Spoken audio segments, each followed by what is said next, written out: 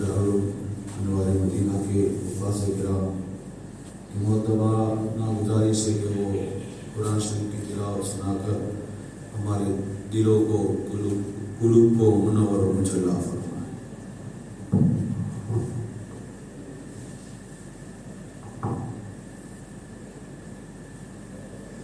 اعوذ باللہ من الشیطان الرجیم، بسم اللہ الرحمن الرحیم۔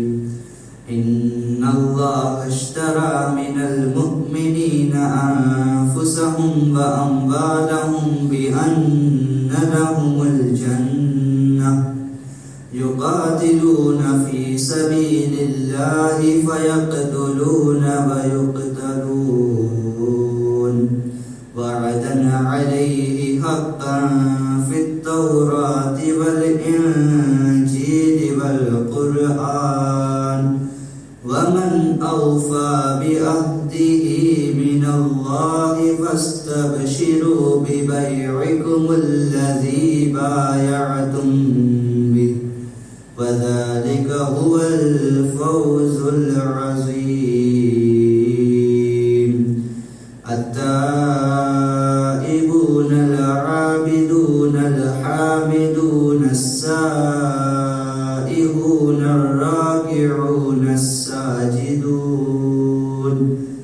الساجدون الآمرون بالمعروف والناهون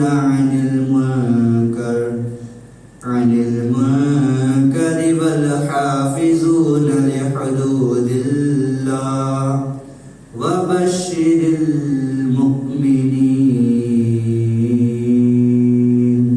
صدق اللہ العظیم۔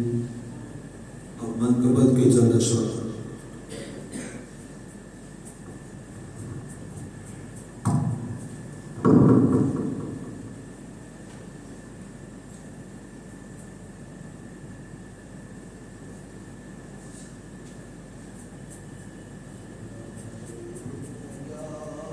رسول اللہ وسلم علیک یا حبیب اللہ، صلی اللہ علیک یا رسول اللہ وسلم علیک یا حبیب اللہ۔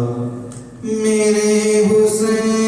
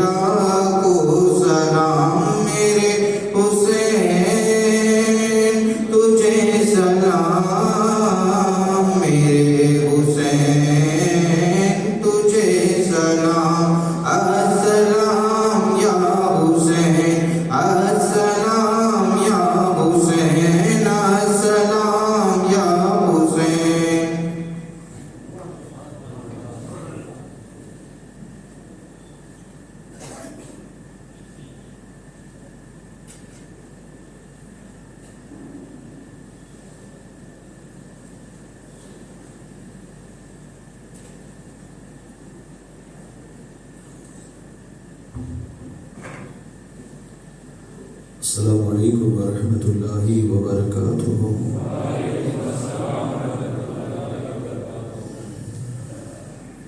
الحمد للہ رب العالمین والعاقبۃ للمتقین،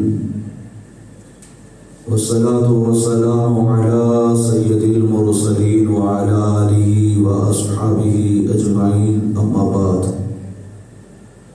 فاعوذ باللہ من الشیطان الرجیم، بسم اللہ الرحمن الرحیم۔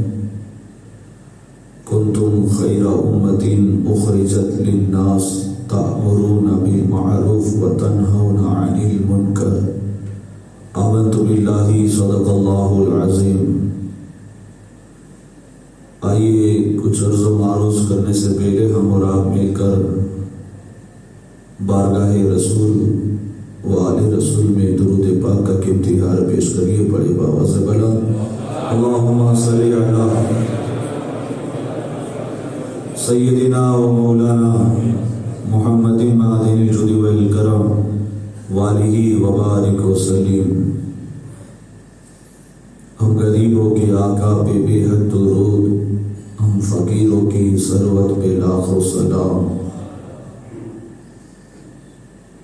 ہاتھ جس سمت اٹھا غنی کر دیا، موجے بحر سماحت پہ لاکھوں سلام۔ ان کے مولا کے ان پر کروڑوں درود، ان کے اصحاب و عطرت پہ لاکھوں سلام۔ ایک میرا ہی رحمت میں دعویٰ نہیں، شاہ کی ساری امت پہ لاکھوں سلام۔ حضرات، شہدائے کربلا کی بارگاہ میں خراج عقیدت کی یہ دوسری محفل پاک ہے، دعا کرے اللہ ہماری حاضری کو قبول فرمائے اور شہدائے کربلا کے روحانی فیضان سے ہمیں مالا مال فرمائے۔ گزشتہ کل حضور اکرم صلی اللہ تعالی علیہ وسلم کی مختصر سے بھی مختصر اور مختصر کچھ باتیں ہوئی اور عرض کیا تھا میں نے کہ آج حضور کے تین یار جناب ابو بکر صدیق، عمر فاروق اعظم اور حضرت عثمان غنی کا ذکر کیا جائے گا، اور انشاءاللہ زندگی رہی تو کل فاتح خیبر شکن، مولائے کل، مولائے کائنات، مولا علی مشکل کشا شیر خدا، ان کی آیات پر کچھ روشنی ڈالی جائے گی، اور تین یار کی ان سے جو محبت کس حد تک تھی وہ انشاءاللہ بیان کی جائے گی۔ حضور اکرم صلی اللہ تعالی علیہ وسلم کے بعد اس امت کی کشتی کی خیون ہار جو ہے وہ حضرت ابو بکر صدیق رضی اللہ تعالیٰ عنہ ہے۔ آئے دن جمادی آخر کے مہینے میں ہم ان کا ذکر پاک سنتے ہیں۔ ان کی ولادت کے وقت جب کہ وہ ماں کے بطن پاک میں تھے تو ان کی والدہ محترمہ یہ سنا کرتی تھی کہ اللہ کی بندی مبارک ہو، تیرے پیٹ میں ایسا بچہ ہے، آسمان میں جس کا نام عتیق ہے، زمین میں جس کا نام صدیق ہے، اور ہمارے ابی کا حبیب کا یار غار ہے۔ آوازیں آتی، آپ بارہا ایسی موقع پر آوازوں کو سنتی بھی، اور جب آپ کو آپ کے والد ابو قحافہ بت خانے لے جاتے ہیں تب آپ نے بتوں کو پتھر بھی مارا، اور اس وقت آپ کے والد نے آپ کو ایک تھپڑ کھینچ کر لگایا تو آپ کی والدہ نے کہا کہ خبردار اس بچے کو مارنا مت، یہ بچہ عظمت والا ہے، برکت والا ہے۔ ایسا ذکر ہم بارہا سنتے ہیں۔ حضور مسجد نبوی میں ہیں اور امت کا جب ذکر ہوا، کنتم خیر امت کے ماتحت کہ یہ امت اگلی امت سے بہتر ہے. حضور اکرم صلی اللہ تعالی علیہ وسلم کے صحابہ جلوہ فرما ہے اور حضور یہ باتیں ارشاد فرما رہے ہیں کہ اگلی کتابوں میں اس امت کا ذکر آیا ہے. توریت ہو، زبور ہو، انجیل ہو، ہمارا ذکر اس کتابوں میں کس طرح آیا ہے حضور اس کا ذکر فرما رہے ہیں کہ یہ امت اللہ نے اگلے نبیوں سے فرمایا کہ آخری امت ایسی ہوگی جو آئے گی تو سب سے اخیر میں جائے گی جنت میں سب سے پہلے. پھر حضور فرماتے ہیں کہ اس امت کا ذکر ایسے ہوتا ہے اگلی کتابوں میں کہ گنہگار ہو کر سوئے گی لیکن ان کے پیچھے ان کے ایصال ثواب کرنے والے اس حد تک ان کا ایصال ثواب کریں گے کہ قیامت کے دن اٹھے گا تو نیکوکار بن کر اٹھے گا. پھر ایسا بھی ذکر ہوا کہ اگلی امت نیکیاں کرتی ہے، عبادت کرتی ہے، اللہ اتنا ہی ثواب دیتا ہے، لیکن آخری امت کو اللہ ایسی ایسی مقدس راتیں عطا فرمائے گا کہ اس رات میں اگر بندہ 2 رکعت نفل نماز پڑھے گا تو اللہ کبھی 300 سال کی عبادت، کبھی 1000 سال کی عبادت کا ثواب عطا فرمائے گا. تو ایسی امت کا ذکر جب ہوا تو تقریباً 22 نبیوں نے اس امت میں آنے کے لیے اللہ کے بارگاہ میں عریضہ پیش کیا کہ موسیٰ علیہ السلام نے عرض کی مولا وہ امت مجھے دے دے، تو رب نے ارشاد فرمایا نہیں وہ تو میرے حبیب کی امت ہے. تو موسیٰ نے عرض کی اگر امت نہیں دیتا تو مجھے اس امت میں پیدا فرما دے، یعنی یہ بہترین امت ہے.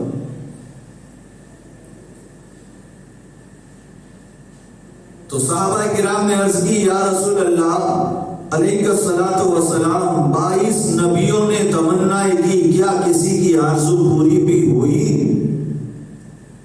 حضور نے فرمایا ہاں پوری ہوئی. تو صحابہ کرام نے عرض کی حضور کس کی؟ اللہ کے پیارے حبیب ارشاد فرماتے ہیں جناب عیسیٰ روح اللہ کی. اب آقا ارشاد فرماتے ہیں میں دیکھ رہا ہوں، ابھی ہوا نہیں ہے، لیکن حضور ارشاد فرما رہے ہیں میں دیکھ رہا ہوں کہ قیامت سے تقریباً 40 سال پہلے حضرت عیسیٰ علیہ السلام زمین پر تشریف لائیں گے. جب آپ کو اٹھایا گیا، کسی روایت میں ہے 27 سال آپ کی عمر ہے، کسی میں 30 سال ہے، کسی میں 37 سال ہے. آپ نے نکاح نہیں کیا تھا عیسیٰ علیہ السلام نے، اور اللہ نے آپ کو اٹھا لیا. آپ چوتھے آسمان پر آج بھی ہے، اور قرب قیامت 40 سال پہلے آپ زمین پر تشریف لائیں گے. تو صحابہ کرام نے عرض کی حضور تو یہ بھی کرم کیجیے، آنے کا انداز بتا دیجیے. دیکھو صحابہ کرام کو یہ بھی عقیدہ ہے کہ حضور غیب کی خبر رکھتے ہیں، اسی لیے تو کہہ رہے حضور جب آپ دیکھ رہے تو آنے کا انداز بتا دیجیے، کب آئیں گے، کیسے آئیں گے. اللہ کے پیارے حبیب ارشاد فرماتے ہیں عیسیٰ علیہ السلام جب اٹھائے گئے تھے، اللہ کے جلیل العزم پیغمبر و رسول تھے، ان کی خود کی شریعت تھی، ان پر خود پر کتاب نازل ہوئی تھی. لیکن اب جب آئیں گے 2 فرشتوں پروں کو پھیلائیں گے، اس پروں پر ہاتھ سے سہارا لے کر عیسیٰ علیہ السلام دمشق کی جامع مسجد اور مشرقی مینارے پر نازل ہوں گے. جعفرانی احرام باندھا ہوگا. ابھی آئے نہیں لیکن مصطفیٰ آنے کا انداز بتا رہے کہ عیسیٰ علیہ السلام آئیں گے، جعفرانی احرام باندھا ہوگا، یعنی تہبند لپیٹی ہوگی اور چادر جو ہے جسموں پر لپیٹی ہوگی. فجر کا وقت ہوگا اور اس وقت سب بندے سنت موقعہ پڑھ کر بیٹھے ہوں گے اور مصلی امامت پر امام مہدی کے آنے کا انتظار ہوگا. امام مہدی کے آنے کا انتظار ہوگا. امام مہدی تشریف لائیں گے. جب امام مہدی سنت موقعہ پڑھ لیں گے ہوگی کہ کب جماعت کا وقت ہو، تکبیر پڑھی جائے اور جماعت جو ہے قائم ہو جائے، لیکن اتنے ہی وقت میں عیسیٰ علیہ السلام مسجد کی مینارے پر جو آج مین دروازہ ہے اس کے ہٹ کے ایک دروازہ ہے جس پر قدرتی تالا لگایا گیا ہے. اللہ کے پیارے حبیب ارشاد فرماتے ہیں آج تک کسی مائی کے لال نے وہ تالا نہ کھول سکا ہے نہ کھول سکے گا. عیسیٰ علیہ السلام آئیں گے، اپنا ہاتھ لگائیں گے، ہاتھ کا لگنا تھا، تالا خود بخود کھل جائے گا، دروازہ کھل جائے گا. عیسیٰ علیہ السلام تشریف لائیں گے، امام مہدی کھڑے ہو جائیں گے اور ارشاد فرمائیں گے اے نبیوں کے امتی کھڑے ہو جاؤ، اللہ کے نبی عیسیٰ تشریف لا رہے ہیں. تو ابھی عیسیٰ علیہ السلام آئے نہیں، مصطفیٰ آنے کی خبر اور آنے کا انداز بتا رہے ہیں. جب عیسیٰ علیہ السلام آئیں گے 2 رکعت سنت موقدہ مصطفیٰ کی شریعت پر پڑھیں گے.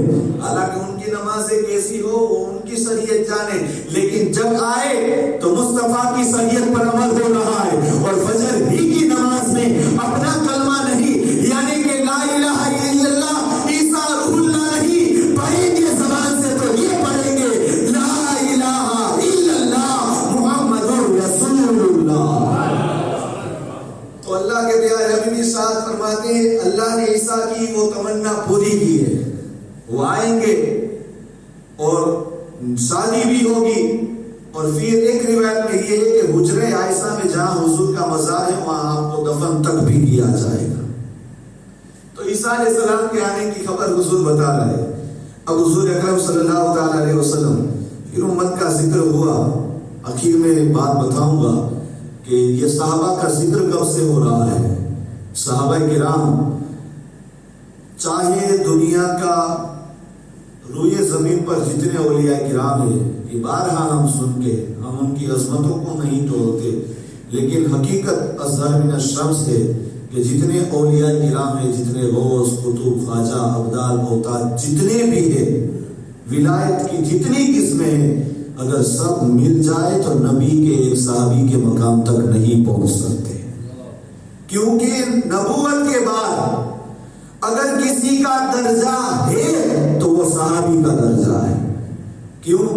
اپنے ماتھے کی آنکھوں سے آمینہ کے لال کو دیکھا ہے، غم سے مرجھائے ہوئے چہرے مہتابی ہو گئے جام کوثر پی، غم سے مرجھائے ہوئے چہرے مہتابی ہو گئے جام کوثر پی کر صحابی ہو گئے. ابو بکر عثمان حیدر و طلحہ بلال بھی آمینہ کے چاند کو دیکھ کر صحابی ہو گئے. تو صحابی ہونا ہی ان کے عظمت کو ایک عروج بخشتا ہے. اپنے ماتھے کی آنکھوں سے حضور اکرم صلی اللہ تعالی علیہ وسلم کے چہرے کو دیکھا. اب حضور کی ظاہری حیات 63 سال پوری ہوتی ہے. اب وقت وہ آیا ہے کہ حضور انبیاء کو بھی اجل آنی ہے، بس اتنی کہ آنی ہی ہے. بس پھر وہ اپنی دستور زندگی کی طرح اپنی قبر میں حیات ہے. حضور جس طرح زمین کے اوپر رہ کر اپنے امتیوں کو دیکھ رہے تھے، آج زمین کے نیچے آرام فرما کر بھی اسی طرح دیکھ رہے ہیں. تو اب حضرت ابوبکر صدیق رضی اللہ تعالیٰ عنہ ہر وقت حضور کے ساتھ سفر میں ہو، حجر میں ہو، ہجرت میں ہو، جنگ میں ہو، جہاں بھی ہو ابوبکر پہلے. حضور جب علیل ہوئے جس علالت میں حضور نے پردہ فرمایا، عائشہ صدیقہ سے حضور نے ارشاد فرمایا وَأَمُرُ أَبَا بَكْرٍ يُصَلِّ بِالنَّاسِ، ابو بکر سے کہو لوگوں کو نماز پڑھائے. تو حضرت عائشہ نے عرض کی آقا میرے ابا نرم دل والے ہیں، قرآن پڑھتے ہیں تو رو اٹھتے ہیں. جب حضور نے 3 مرتبہ ارشاد فرمایا، حکم دیا، تو ماں عائشہ صدیقہ نے حضرت ابوبکر صدیق سے یہ بات، یہ پیغام پہنچائی. گویا حضور کی حیات ظاہری میں ابوبکر صدیق نے 17 وقت کی نماز مسجد نبوی میں پڑھائی. یہ حضرت ابوبکر صدیق. اور جب حضور اس دنیا سے تشریف لے گئے ظاہری حیات سے، اب امت کی ساری ذمہ داری حضرت ابوبکر صدیق کے ہاتھوں میں آئی.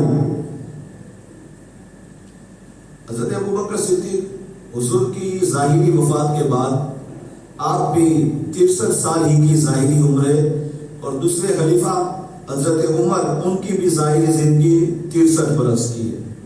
یہ بھی نبی سے ایک عشق ہے، نبی سے محبت ہے.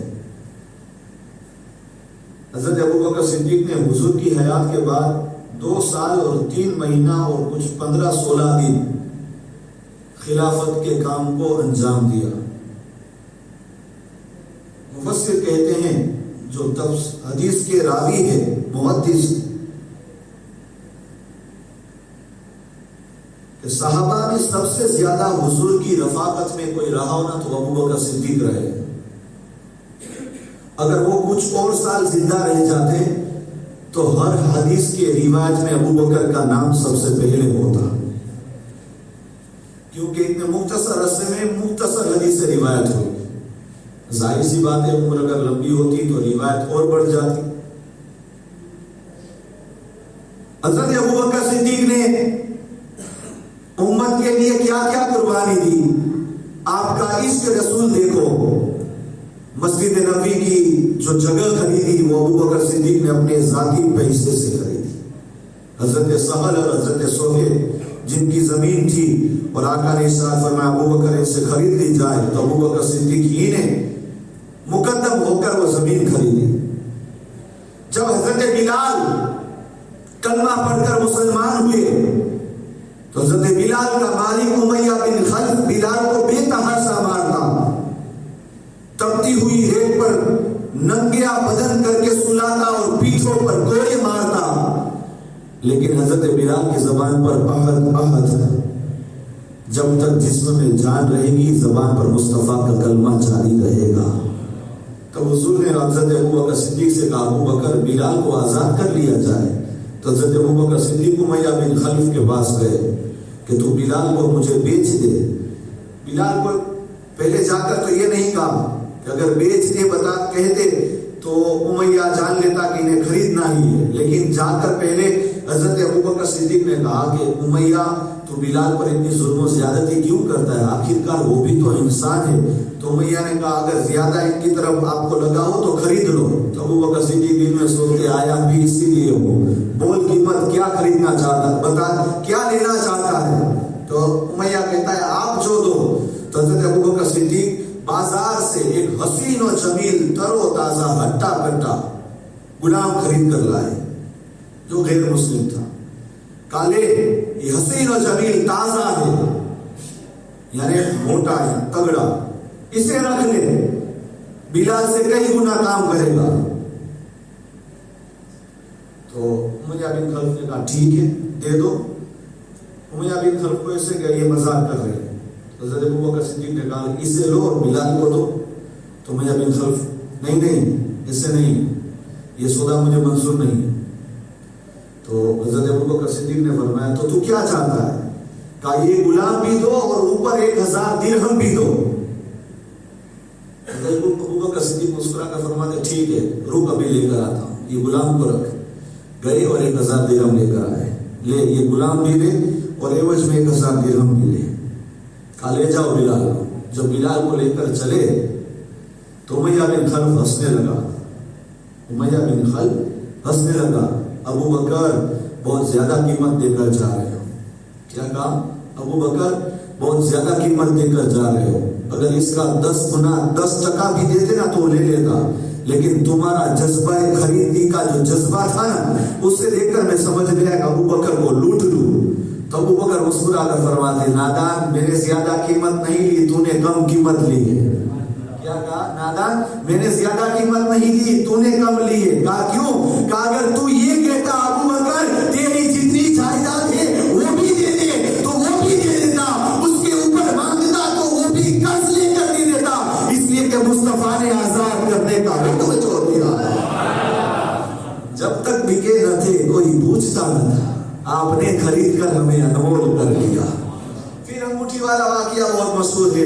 یہ بس ہمیں سنانا ہی اشارتاً ہو جاتا ہے. تو یہ محبت ہوتی ہے کہ جب ابوبکر صدیق نے حضور کا نام اللہ کے نام سے جدا کرنا گوارا نہ کیا تو رب نے جبرائیل کو حکم کیا جبرائیل جا انگوٹھی میں ابوبکر کا نام تو لکھ لے، اس لیے کہ جس طرح ابوبکر نے حبیب کے نام کو اللہ کے نام سے جدا کرنا گوارا نہ کیا اسی طرح اللہ ابوبکر کے جدا کرنا گوارا نہیں کرنا۔ اب حضرت ابوبکر صدیق ایک مرتبہ مسجد نبوی ہے،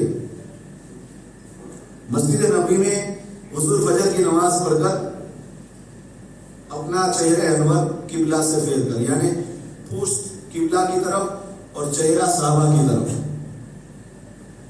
پھر حضور اکرم صلی اللہ علیہ وسلم، کیونکہ حضور کا یہ دستور رہتا فجر کی نماز کے بعد صحابہ کرام سے باتیں ہوتی،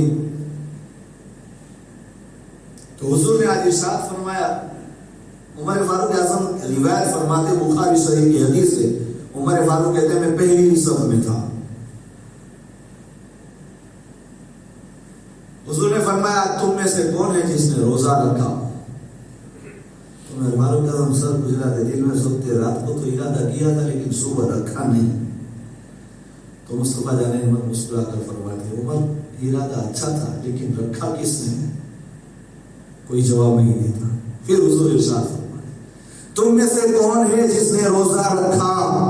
حالانکہ نفلی روزہ تھا، ہمیں فرض چھوڑ دیتے، کوئی توجہ نہیں ہے، کوئی خاموش۔ تیسری مرتبہ حضور نے فرمایا تم میں سے آج کس نے روزہ رکھا ہے؟ حضرت ابوبکر صدیق نے ہاتھ بلند کیا، حضور فرماتے کھڑے ہو جاؤ، ابوبکر روزہ رکھے ہو؟ کہا حضور یہ بتانا تو نہیں چاہیے لیکن آپ ہی نے ہمیں روزہ رکھنے کی ترغیب دی ہے، تو آپ جب پوچھ رہے ہیں تو پھر بتانے میں کیا حرج؟ حضور الحمدللہ آج میں روزے سے۔ حضور نے فرمایا بیٹھ جاؤ۔ پھر حضور نے فرمایا تم میں سے کون ہے جو آج بیمار کی تیمارداری یعنی عیادت پوچھ کر آیا ہو؟ عمر فاروق اعظم فرماتے ہو صبح صبح کون پوچھ کر آیا ہو؟ فجر کا وقت ہے اور حضور کے ساتھ سوال کرتے ہیں، تو عمر فاروق اعظم سے رہا نہیں گیا، کہا حضور فجر کا وقت ہے، ابھی نماز پڑھ کر گھر جائے پھر کسی سے ملاقات ہو۔ حضور نے فرمایا تم میں سے کس نے بیمار کی پرسش کی عیادت کی؟ ابوبکر صدیق ہاتھ بلند کرتے ہیں، حضور فرماتے کھڑے ہو جاؤ۔ کوئی عمر سمجھ گیا آج فضیلت ابوبکر صدیق چل رہی ہے۔ عمر کھڑے، ابوبکر صدیق کھڑے ہو گئے، حضور نے فرمایا ابوبکر بیمار کی تیمارداری کر کے آئے ہو، عیادت پوچھ کر آئے ہو؟ تو حضرت ابوبکر صدیق نے عرض کی ہاں یا رسول اللہ علیہ الصلوۃ والسلام، آپ تو جانتے ہیں عبد الرحمن بن عوف میرے خاص دوست تھے، آج 2 دن سے وہ دکھائی نہیں دے رہے تھے، تو رات کو میں نے کسی سے پوچھا کہ عبد الرحمن بن عوف دکھائی نہیں دیتے، تو مجھے خبر ملی کہ وہ بیمار ہے۔ اب رات کو پوچھنے نہیں گیا اس لیے کہ میں جانتا ہوں وہ رات کو جلد سو جاتے ہیں اور صبح ویلے جلد اٹھ جاتے ہیں، تہجد کی نماز سے پہلے اٹھ جاتے عبادت کرتے، تو میں نے سوچا کہ میں بھی جلد سو جاؤں، صبح جلد اٹھ کر عبد الرحمن کی عبادت دار کر رہا ہوں گا، عبد الرحمن بن عوف کی جو ہے عیادت پرسی کر کے آؤں گا۔ تو حضور میں بھی اٹھ گیا، تہجد کی نماز پڑھ کر پھر عبد الرحمن بن عوف کے پاس گیا، ان کے حال چال پوچھو اور پھر فجر پڑھ کے آیا۔ حضور بیٹھ جاؤ۔ پھر حضور فرماتے تم میں سے کون ہے جو صبح صبح مسکین کو کھانا کھلا کر آیا ہو؟ عمر فاروق اعظم سر گزرا کر بولتے دن میں سوتے ہو ابوبکر کو کہ تو کھڑے ہو جاؤ۔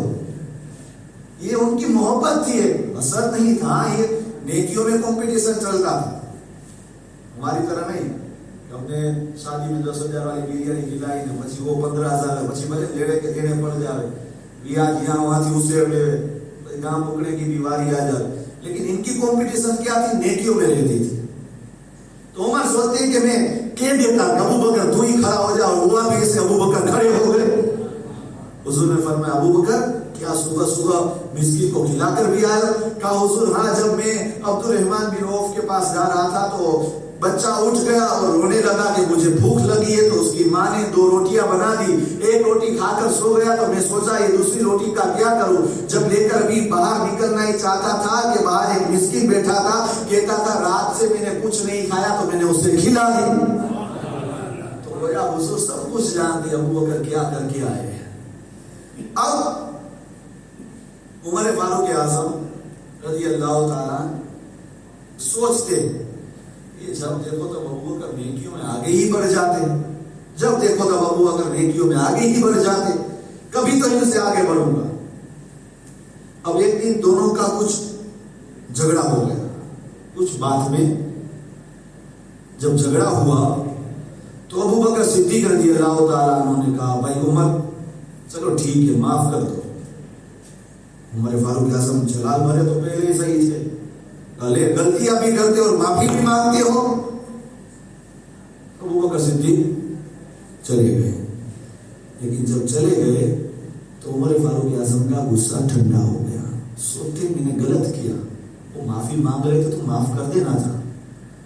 اور مومن کی نشانی ہے کہ مومن کا غصہ ہے نا بس 3-4 پل میں اتر جاتا ہے۔ اور پھر حضور نے بھی فرمایا اگر کوئی معافی مانگے تو اسے معاف کر دو، اگر معاف نہیں کیا اور اسی حالت میں مر گیا نا تو حوض کوثر سے میں اسے پانی نہیں پینے دوں گا۔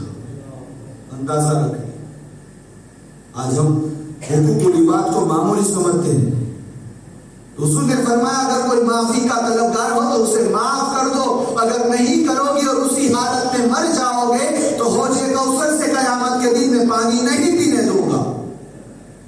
عمر فاروق اعظم کھڑے ہو گئے، کہا جاؤ ابو بکر صدیق کے پاس، گھر پر گئے، دروازے پر دستک دی، ارے ابو بکر دروازہ کھولو۔ اندر سے آواز آئی ابو بکر نہیں ہے، پیر کانپنے لگے۔ عمر کو معلوم ہے ابو بکر 2 ہی جگہ ہوتے ہیں، یا تو ان کے گھر یا آقا کے گھر، یہاں نہیں تو آقا کے گھر ہے، اور آقا کے گھر پہنچ گئے تو سب کچھ بتا دیا ہوگا، اب تو میری خدا ہی کھیر کرے۔ پیر کانپنے لگے عمر کے، اب کیا ہوگا؟ جب عمر فاروق اعظم رضی اللہ تعالیٰ عنہ ابو بکر کو تلاش کرتے کرتے مدینہ کی گلیوں میں گھومتے گھومتے جب مسجد نبوی میں پہنچے، دیکھا کہ مسجد میں کوئی نہیں، آقا ہے اور آقا کا یار غار ہے۔ آقا محراب کی طرف پشت کر کے بیٹھے ہیں اور سامنے ابو بکر صدیق حالت قائدہ میں بیٹھے ہیں، اور دونوں کے سر پاک جھکے ہوئے ہیں اور ہچکیاں لینے کی آواز آ رہی ہے۔ عمر کہتے اب تو میرا برا ہو گیا، اب تو ساری شکایت ان کو ہو گئی ہوگی حضور کو، اب حضور میرے حق میں کیا فیصلہ فرمائیں گے؟ عمر فاروق اعظم بس دل ہی دل میں نہ جانے کیسے خیالات کرتے جا رہے۔ پھر قریب جا کر سلام پیش کیا، السلام علیکم، دبی آواز میں۔ تو حضور نے اور ابو بکر صدیق نے جواب تو دیا لیکن سر اسی طرح جھکے ہوئے ہیں۔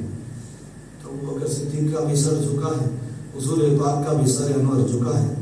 عمر دل میں سوچتے ہیں کہ اس کا سر اٹھائے تو کچھ بات آگے بنے، لیکن یہ سر تو اٹھاتے نہیں۔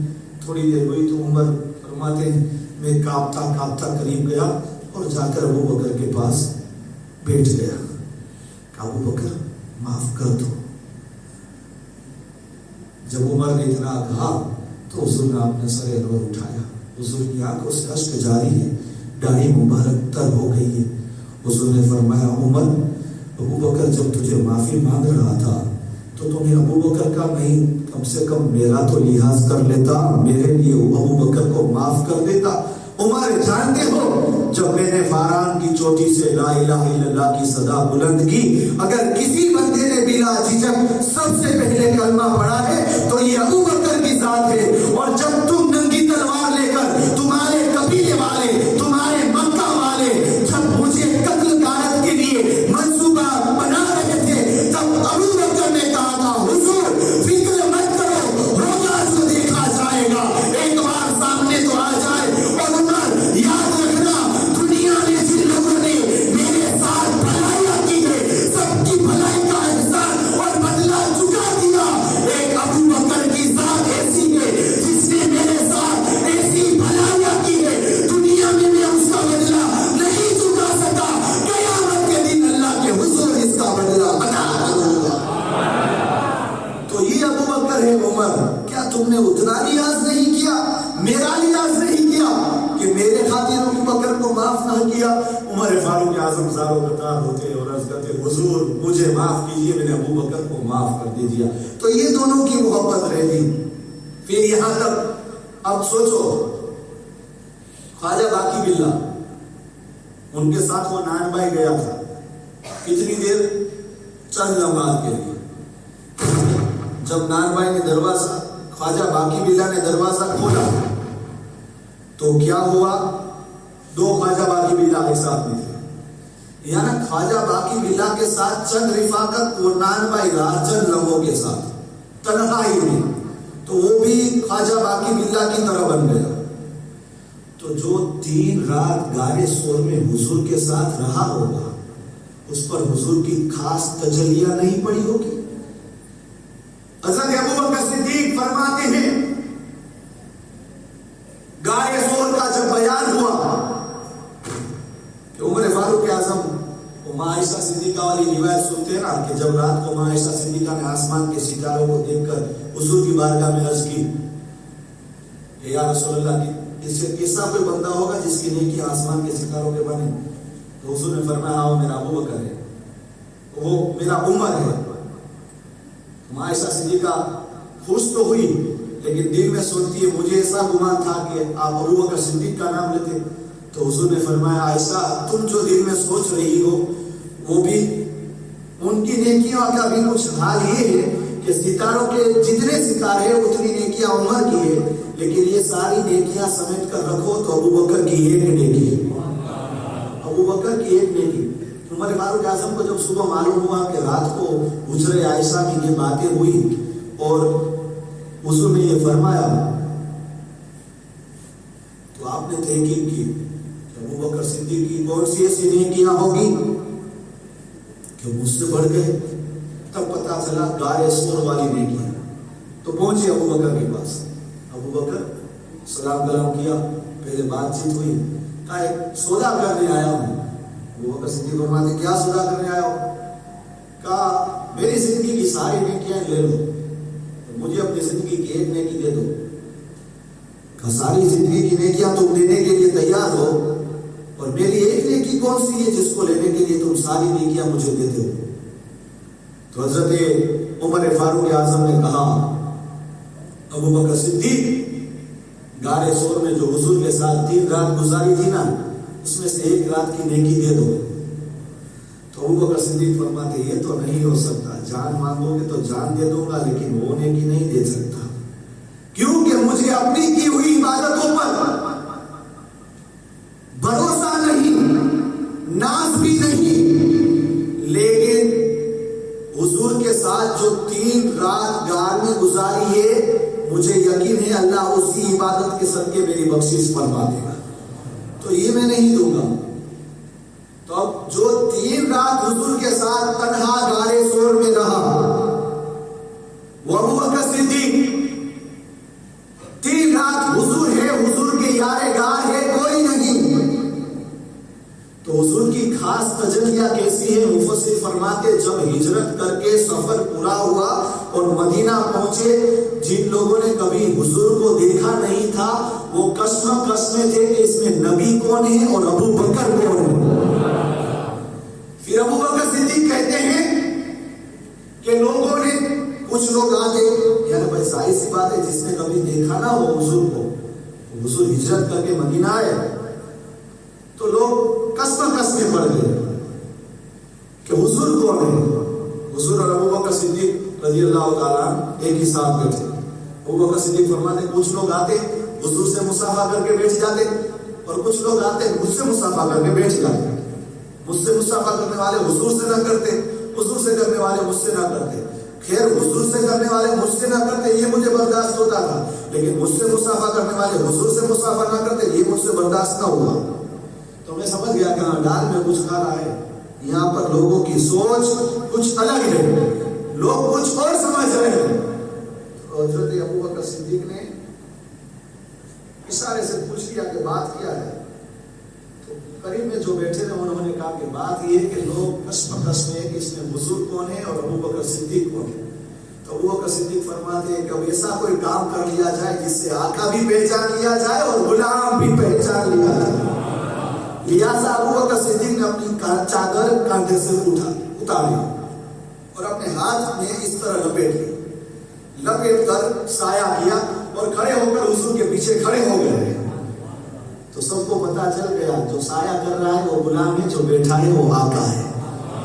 نبی پیچھے مڑ کر دیکھ کر مسکرا کر ارشاد فرماتے اس کا بھی صلہ دیا جائے گا، اس کا بھی صلہ دیا جائے گا۔ اور وہ صلہ کیا ملا؟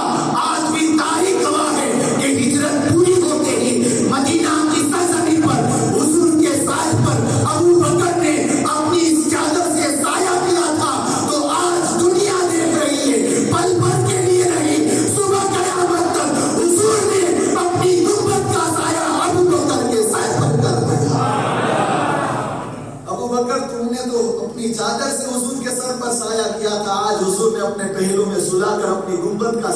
तुम्हारे सर पर कर दिया और वो तो सुबह कयामत तक रहेगा। तो ये हजरत अबू बकर सिद्दीक 2 साल 6 महीना और कुछ दिन तक आप खिलाफत के अंजाम जो है किए, और उसके बाद जब आखिरी वक्त आया तो आपने मशवरा किया कि अब मेरे बाद किसको खलीफा बनाया जाए। तो लोगों का उमर फारूक आजम की तरफ जो है इशारा हुआ, लिहाजा हजरत अबू बकर सिद्दीक रज़ी अल्लाह ताला अन्हु ने ऐलान करवा दिया कि मेरे बाद खिलाफत की दौर उमर फारूक आजम के हाथों में।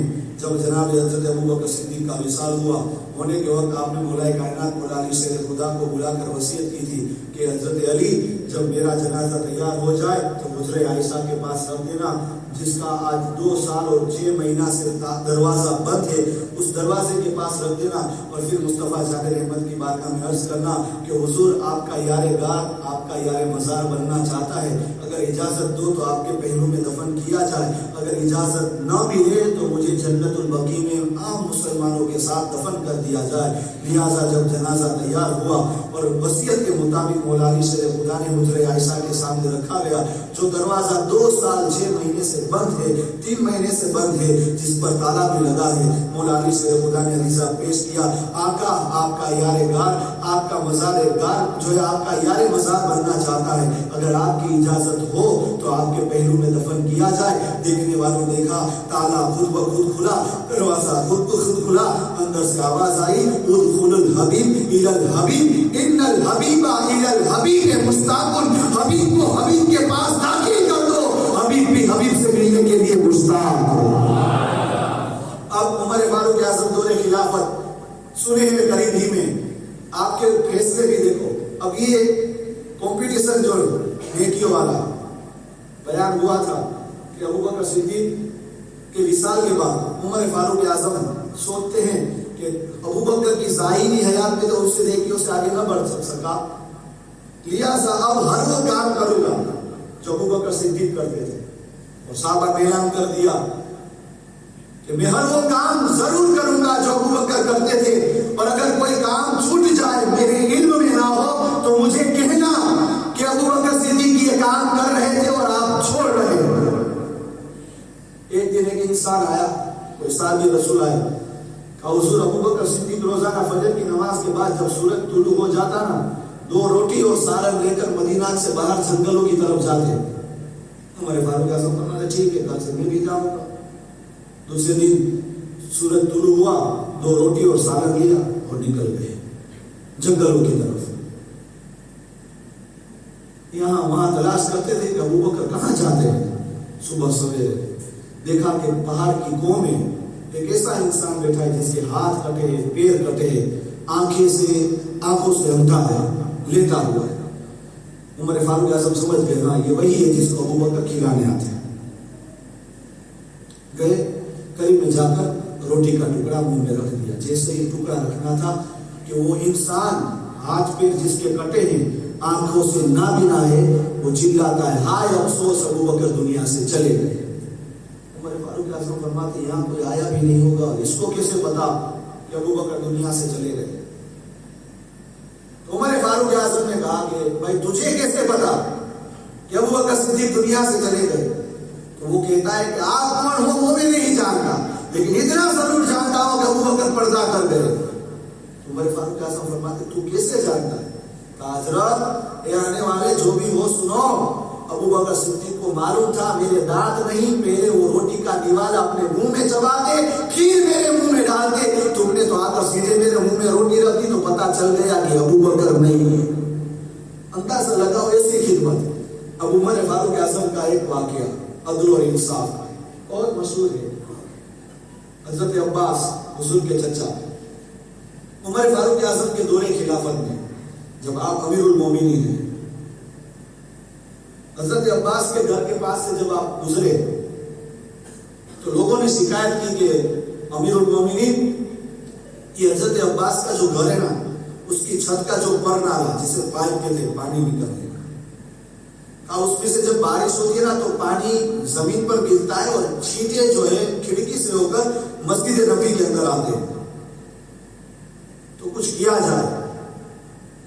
हजरत उमर फारूक आजम ने हुक्म दिया कि निकाल दो। कुल्हाड़ा लेकर निकाल दिया गया। तो थोड़ी देर हुई, हजरत अब्बास घर पर आए तो पूछा कि ये मेरे घर का परनारा किसने निकाला? तो लोगों ने कहा कि अमीरुल मोमिनीन उमर फारूक ने निकाला है। अच्छा, उमर फारूक ने निकाला है। सीधे गए मदीना की सरजमीन पर, उस वक्त जो काजी थे उसके पास जाकर उमर फारूक आजम के विरुद्ध में, खिलाफ में मुकदमा यानी FIR दर्ज कर दिया, केस दाखिल कर दिया कि मैं घर पर नहीं था और मेरी इजाजत के बगैर उमर ने घर का परनारा निकाल दिया। काजी मदीना जो थे उन्होंने फौरन खत लिखा, उमर के पास भेजा कि फला तारीख फला वक्त तुम्हारा मुकदमा लड़ा जाएगा, सुना जाएगा, तुम्हें आकर जवाब देना रहेगा। अब उमर फारूक आजम अमीरुल मोमिनीन उन्हीं का बनाया हुआ काजी है मदीना में। जब आपके पास ये कागज पर्ची पहुंची और उस वक्त जो वक्त मुतय्यन था आए, तो उस वक्त काजी के घर पर जो आप फैसला अदालत हो रही थी, वहां पर तकरीबन 35 या 36 आदमियों की लाइन थी। मेरो रात भी जैसे हो गए संजय सिद्धि लागू करे, लेकिन उमर सबके अखीर में खड़े रह गए। 22 लाख मुरब्बा मील का बादशाह सबके अखीर में खड़ा रह गया, जिसने 4000 मस्जिद की तामीर की है। उस जमाने में 4000 मस्जिद की तामीर शेख अब्दुल हक मोहद्दिस देहलवी ने मदारिज नबुवा में लिखा है, उमर ने 4000 मस्जिद की तामीर करवाई। वो पीछे खड़े रह गए। इबादत कितनी है अभी सुना है, लेकिन इंशाल्लाह कभी मौका मिलूंगा तो इनका हिसाब किताब का हाल किया था। इनकी वफात के बाद उनके किसी साहबी रसूल हजरत अब्बास ही के शहजादे मुफस्सिर आज़म हजरत अब्दुल्ला बिन अब्बास, उन्होंने ख्वाब में देखा 1 साल के बाद। कहा उमर क्या हंस है? कहा पेशानी पर क्या देखते हो? कहा पसीना है। कहा बस 1 साल हुए, अभी हिसाब किताब से भारी हुआ, अपने यहाँ कुछ नहीं है, बस उछल गए। अल्लाह जाने किसकी जोरों जबर पर हम उछल गए। उमर फारूक आजम का मुकदमा दायर हुआ, खड़े हो गए कतार में।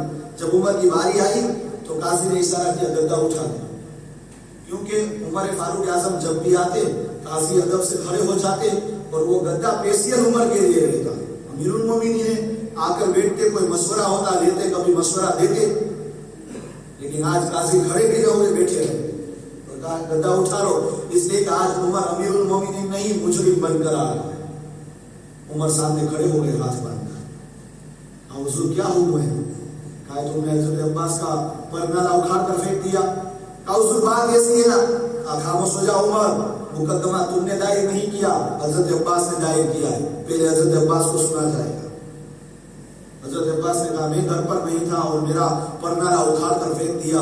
तो उमर फारूक आजम ने कहा हुजूर शिकायत आई कि यहाँ से पानी गिरता है, मस्जिद में कतरात टपकते, तो मैंने उखाड़ कर फेंक दिया। तो हजरत अब्बास ने कहा उमर जानते हो ये निकालने पर बात नहीं है, तुमने निकाल दिया कोई बात नहीं, लेकिन ये परनाला किसने लगाया है? उमर फारूक आजम फरमाते नहीं। हजरत अब्बास ने कहा कि सुनो, जब ये मेरे घर की तामीर हो रही थी और परनारा लगाने के लिए मैं हाथ लंबा बुलंद कर रहा था, उतने में मदीने वाले आका वहां से गुजर रहे थे। तो हुजूर ने देखा, हालांकि चचा हो रहे, हुजूर ने देखा चचा आप परनारा लगा रहे, मेरे कंधे पर सवार हो जाइए। तो हजरत अब्बास ने कहा हुजूर आप तो हमारे आका है, गुलाम आपके कांधों पर। जब हुजूर ने सख्त लहजे में कहा चचा मैं कह रहा हूँ ना, मेरे कांधे पर सवार हो जा, तो हुजूर उस वक्त 2 जानू टेक कर बैठे थे और मैं हुजूर के कांधे पर सवार होकर उस परनारे को लगाया था। ये बहुत बड़ी याद थी जिसे तुमने मिटाया। तो उमर रो रहे, हजरत अब्बास मुझे मालूम नहीं था ये परनारा हुजूर ने लगवाया। अब काजी जो हुक्म फरमाए सर आंखों पर, तो काजी ने हुक्म दिया कि उमर जाओ और परनारा लगवाओ। उमर फारूक आजम गए हजरत अब्बास को लेकर। परनारा जब लगाने का काम शुरू हुआ तो हजरत उमर कह रहे हैं उस वक्त हुजूर 2 जानू टेक कर बैठे थे, आज हुजूर का गुलाम 2 जानू टेक कर बैठता है। अब्बास आप मेरे कांधे पर सवार हो जाओ। जब उमर का ये जज्बा हजरत अब्बास ने देखा तो हजरत अब्बास बिन अब्दुल मुत्तलिब ने कहा उमर तेरा जज्बा इतना है तो मेरा भी कोई गम नहीं, सुन मैंने आज ही ये घर को मस्जिद नबी में हिबा कर दिया। तो ये उमर फारूक आजम।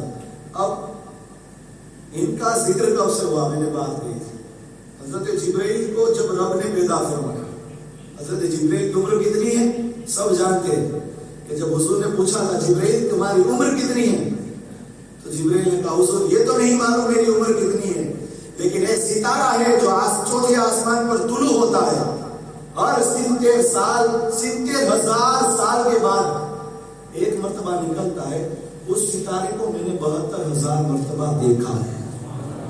तो हुजूर ने फरमाया जिब्राइल जानते हो वो सितारा कौन था? तो जिब्राइल अर्ज करते हुजूर वो तो अल्लाह उसका रसूल बेहतर जाने। तो मुस्तफा जाने रहमत ने अपना इमामा पाक उतारना शुरू किया। जब मुकम्मल इमामा उतर गया तो पेशानी पर वो चमक रहा था। तो जिब्राइल अर्ज की हुजूर कसम खुदा की ये तो सितारा वही है? तो हुजूर ने फरमाया हाँ उमर, जो सितारा 70,000 साल के बाद चमकता था और जिसे तुमने 72,000 मर्तबा देखा है, अल्लाह की इज्जत और जलाल की कसम वो तेरा नबी था। तो जिब्राइल अर्ज की हुजूर 70 साल के बाद चमकते थे, तो ये 70 साल जाते थे कब? जैसे आज चमके फिर 70,000 साल के बाद चमके, तो ये बीच में कहाँ जाते थे? तो हुजूर फरमाते जब मैं सजदा करता मेरा सजदा 70,000 साल का रहता, मेरे नूर का सजदा 70,000 साल का रहता, मैं सजदे से सर उठाता तो आसमान में वो सितारा चमक उठता। तो अब नुज़्ज़तुल मजालिस के मुसन्निफ लिखते हैं कि जब जिब्राइल अलैहिस्सलाम को रब ने पैदा फरमाया, जिब्राइल फरिश्तों के सैयद है, सरदार है, आका है। जब वो पैदा हुए यानी अल्लाह ने अपने दस्ते कुदरत से जब उन्हें पैदा किया तो उन्होंने अपने परों से अंगड़ाइयां ली, इस तरफ परों को फैलाया, देखा पर बहुत है तो अल्लाह के शुक्र में उन्होंने 2 रकात नफल नमाज पढ़ी जिब्राइल अलैहिस्सलाम। और खुद जिब्राइल अलैहिस्सलाम हुजूर की बारगाह में अर्ज करते हुजूर में उस वक्त जो 2 रकात नफल नमाज पढ़ा था वो 40 साल का कयाम था, सिर्फ कयाम 40 साल का। वो बता रहे रुकू और सजदा अल्लाह और उसका रसूल बेहतर जाने। जब मैंने नमाज पढ़ ली तो अल्लाह ने मुझसे फरमाया जिब्राइल आज हम तेरी इबादत से खुश हैं, तेरे परों को देख हमने कितनी वुसअत दी है। जब जिब्राइल अलैहिस्सलाम अपने परों को फैलाते तो एक ही पर के अंदर मशरिक मगरिब शुमाल जुनूब सब कुछ आ गया, एक पर के अंदर सब कुछ आ गया। जिब्राइल को भी फरिश्ता जो बनाया वो नबी के सदके बनाया। जब जिब्राइल के परों में सारी कायनात आ जाए तो मुस्तफा की चादर में क्या क्या नहीं आता। तो अब जिब्राइल ने परों को फैलाया तो एक ही पर के अंदर सब कुछ आ गया। जिब्राइल अलैहिस्सलाम इस तरफ पर करते थे, देखा सामने एक नूर चमक रहा है। जिब्राइल अलैहिस्सलाम फिर अपने चेहरे को दूसरे पर की तरफ फेरते, फिर इस तरफ किया, अल्लाह वो नूर क्या है? तो रब ने फरमाया अब देखो हैबत बदल गई है। तो फिर देखा कि उस नूर के इर्द गिर्द दूसरे 4 नूर और आगे पीछे ऊपर नीचे घूम रहे हैं, जिस तरह तवाफ कर रहे हैं उस तरह चक्कर लगा रहे हैं। रब पहले एक था और उसमें से 4 हुए, ये कौन है? तो अल्लाह के प्यारे अल्लाह तबारक व तआला ने इरशाद फरमाया जिब्राइल जिस नूर को पहले देखा था वो मेरे हबीब का नूर था, और जिस